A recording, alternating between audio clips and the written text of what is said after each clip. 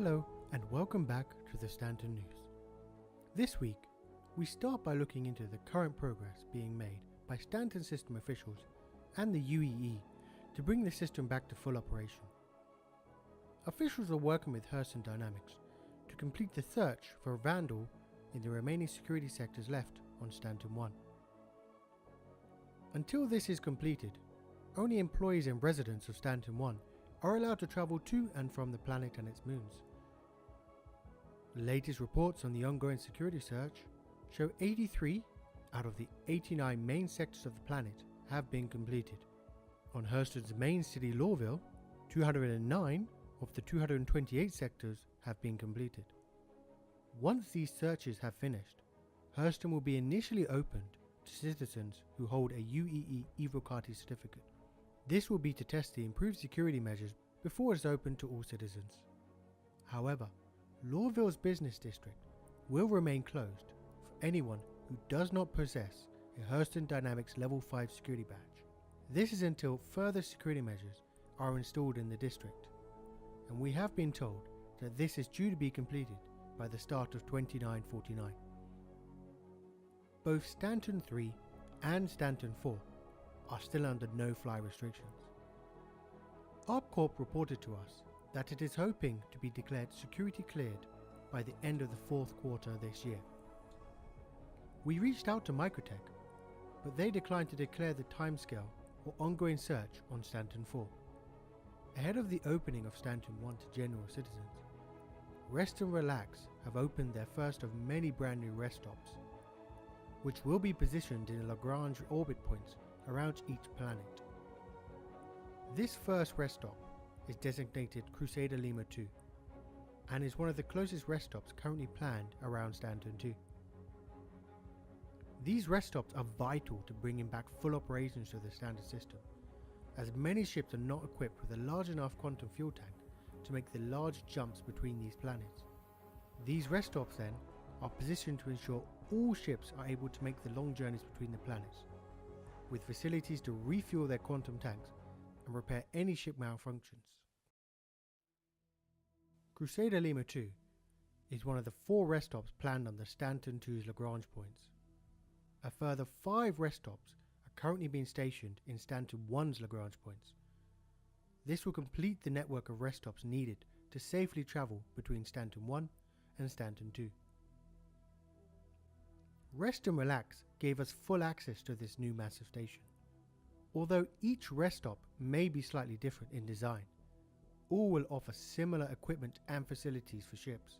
Crusader Lima 2 is equipped with 4 medium-sized external landing pads and 4 extra-large internal hangars, allowing even ships as large as a Hammerhead, which is 115 meters long and 75 meters wide, to fit in with ease.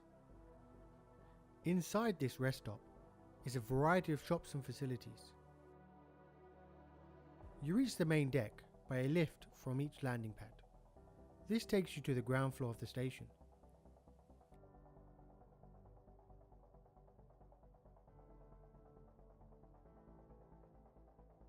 Exploring the ground floor, we have firstly over to the right hand side a viewing area looking out over some of the landing pads and the asteroids surrounding the station. Opposite to this, we have a Platinum Bay ship parts store. When we arrived, Platinum Bay was currently selling a variety of power plants and coolers in their store.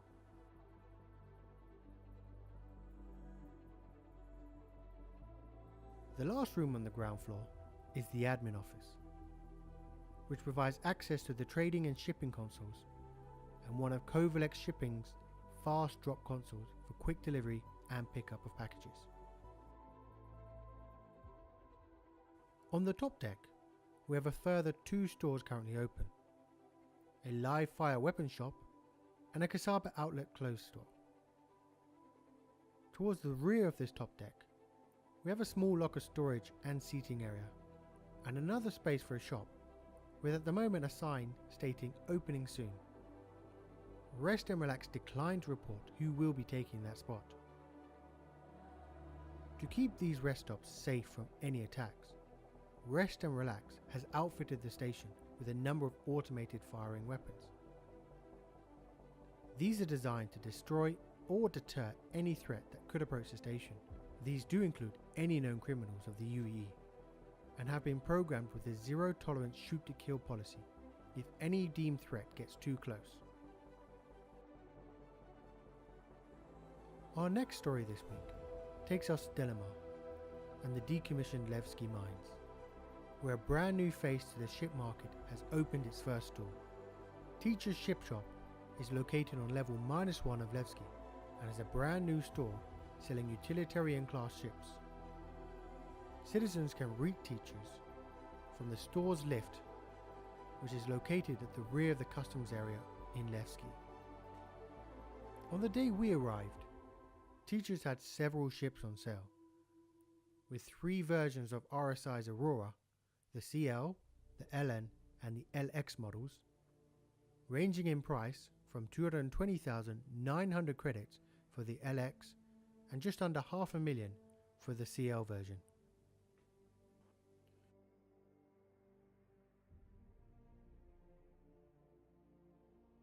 The ever popular Drake Cutlass Black, with a price tag of $1,552,000, along with the Yellow Jacket and base model Dragonflies for just under 75,000 credits each. The Miss Prospector was also on display and was priced at just over 1.6 million, and the final ship on display was the Tumble Cyclone, which at the time we arrived was not currently for sale and as such had no price tag. Teachers have said that these are all introductory price offers, which are likely to change with the market demand and with new ships entering the market. So by the time you visit, these prices may have changed. Finally, our last topic is in the new Intelligent Flight Control System modules, due to be introduced to all craft in the 4th quarter of 2948. All ship manufacturers are required to develop their fly-by-wire control systems that follow strict rules from the UEE Department of Standards in Intelligent Flight Control Systems. Although manufacturers can tweak the model to give certain properties to their ships, it must operate and display information in the same format to reduce confusion between ships. The UEE have released their IFCS Model 3.4 to manufacturers recently, with a deadline of the end of the year for all manufacturers to update and implement this to all existing ships. IFCS 3.4 behaves differently from the current model we have today. It focuses on improving atmospheric flight control, with adjusting thrusters and control surface allocations to better predict and adjust for the variety of atmospheres found in the verse, providing more realistic and more predictable flight behaviors. It also has improved degradation features, which limit the amount of thrust a thruster can produce if any mechanical faults are detected. This is to sustain the life of the thruster and keep as much control of the craft until it can be fixed. Speed is also controlled differently, removing and replacing the current afterburner boost features of the previous models with a system that uses a speed target and a variable thrust system. Pilots will now have to select a desired speed on the left-hand side of the HUD and allocate the amount of thrust to be used when accelerating on the right-hand side. This will allow full control of the rate of acceleration of your ship, meaning if you wanted to slowly and calmly accelerate to full cruise speeds, you could do this at 50% thrust, instead of the current full power approach currently used on today's ships.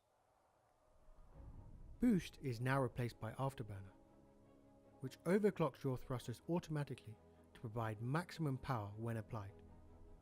This will reduce the serviceability of your thrusters if used for extended periods though. Once at cruise speeds, the ships will also respond differently. Instead of a rapid speed and attitude change to any directional input, the ship will now smoothly limit the thrusters and move in the direction at a slower rate. This does reduce the mobility of the ships at high speeds, but it maintains the cruise speed without abrupt and often harsh thruster inputs. This model, when released, hopes to bring a higher level of control to the pilots of all ships in the verse. And that does it for today's show. I thank you all for watching, and we'll see you again on another episode of The Stanton News.